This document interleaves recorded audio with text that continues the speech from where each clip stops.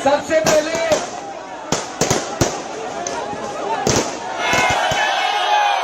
माननीय supreme court ने अरविंद केजरीवाल को 50 दिन जेल में रहने के बाद उन्हें इंटरिम बेल पे बाहर आने का मौका दिया और इस मौके पे अरविंद केजरीवाल और उनके पार्टियों में एक नई जोश है, एक नई लहर है और उनके तमाम समर्थक जेल के बाहर ही थे। जेल से बाहर आने के बाद अरविंद केजरीवाल ने पहला सेंटेंस ये कहा कि हम इस देश को तानाशाही से यानी डिक्टेटरशिप से आज़ाद करना है और हम सबको मिलकर इस संविधान की रक्षा करनी है। और ये तालियों की गड़गड़ाहट के साथ ये समर्थक एक नए जोश के साथ आगे आ गए। अब देखना ये हुआ कि अरविंद केजरीवाल के जेल से बाहर आने के बाद इस इलेक्शन में उसका क्या इम्पैक्ट होगा, क्या ये टर्निंग पॉइंट साबित होगा, ये तो आने वाला वक्त ही बताएगा। लेकिन अरविंद केजरीवाल को ये इंटरिम बेल है, यानी उन्हें 21 दिन के बाद फिर वापस जेल जाना होगा। अब वो इस लिकर मामले में कल्पित है या नहीं, इसका फैसला तो माननीय कोर्ट में होगा। लेकिन अरविंद केजरीवाल जब बाहर आए हैं तो उनके आने के बाद एक बौखलाहट है और एक जिस तरह से पोजीशन पार्टीज में एक नया जोश, एक नया उमंग है, वैसे ही बीजेपी इससे कह रही है कि इसके आने से कोई फर्क नहीं पड़ेगा। जब ये लोगों के बीच में जाएंगे, इलेक्शन रैलीज करेंगे, तो उन्हें लिकर स्कैम याद आएगा और बजाय उसके कि विक्टिम कार्ड खेलने के इन्हें और नुकसान होगा। ये तो खैर आने वाला वक्त बताएगा, लेकिन इलेक्शन पे इसका काफी प्रभाव पड़ने वाला है। अब देखिए, इलेक्शन में 3 फेज की पोलिंग हो चुकी है, 4 फेज की पोलिंग अभी बाकी है।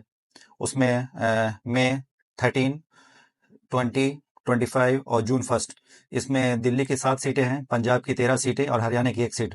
ये दोनों जगह है जहाँ पे बीजेपी आम आदमी पार्टी पावर में है और उनकी सरकार है वहाँ पे।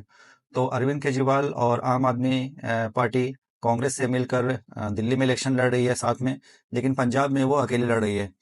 तो दिल्ली में पिछली बार के इलेक्शन में क्या हुआ कि वो दोनों एक साथ नहीं थे और अलग अलग उनके जो वोट्स थे वो शेयर हो गए थे, डिवाइड हो गए थे, जिसका सीधा फायदा बीजेपी को हुआ था। लेकिन इस बार एटलीस्ट अपोजिशन पार्टीज में थोड़ा सेंस काम किया और उन्होंने एक अंडरस्टैंडिंग के साथ आपस में गठबंधन बनाया, जिसमें कांग्रेस को 4 सीटें और आम आदमी पार्टी को 3 सीटें मिली हैं।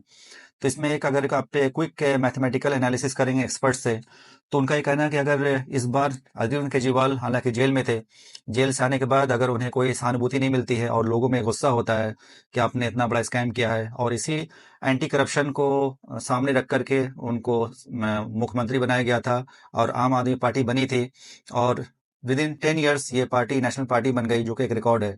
तो अगर लोगों में गुस्सा होगा तो इसका नेगेटिव इम्पैक्ट होगा अपोजिशन पार्टीज पे। लेकिन अगर लोगों को इसकी सहानुभूति मिल जाती है और किस तरह से अरविंद केजरीवाल अपने आप को पब्लिक के सामने, लोगों के सामने पेश करते हैं, उस पर डिपेंड करता है। क्योंकि उनके अंदर एक यूनिक क्वालिटीज है कैंपेनिंग की और जिस तरह से वो स्टार कैंपेनर हैं, तो ये चांस है कि लोग उनकी बातों को सुनेंगे और उनके ऊपर अगर सहानुभूति हुई तो ये भी मुमकिन है कि दिल्ली में 7 के 7 सीटें ये इंडिया अलायंस को मिल जाए। लेकिन ये आने वाला वक्त ही बताएगा। अब जब यहाँ पे स्टार्टिंग में सुप्रीम कोर्ट की बात हो रही थी, सुप्रीम कोर्ट ने इंटरिम बेल दिया है, तो यहाँ पे बिल्कुल सुप्रीम कोर्ट की तारीफ करनी होगी, जुडिशरी की तारीफ करनी होगी कि वो पार्टी लाइन से उठ करके उन्होंने एक पॉलिटिकल फिगर को इलेक्शन में कैंपेन करने का, जो कि इलेक्शन हर 5 साल पे आता है और ये हर इंडियन का राइट है, तो जुडिशरी ने इसको परमिशन दिया। तो ये बहुत अच्छी चीज़ है जिसकी वजह कर एक आम नागरिक के अंदर जो है वो सुप्रीम कोर्ट से और जुडिशरी से पे और ज़्यादा विश्वास और कॉन्फिडेंस डेवलप होगा। तो अब आने वाले वक्त में हम देखते हैं कि इसका क्या इम्पैक्ट होगा, लेकिन अभी के लिए ये एडवांटेज कह सकते हैं कि एडवांटेज इंडिया अलायंस है। Dhoni finishes off in style. A magnificent strike into the crowd.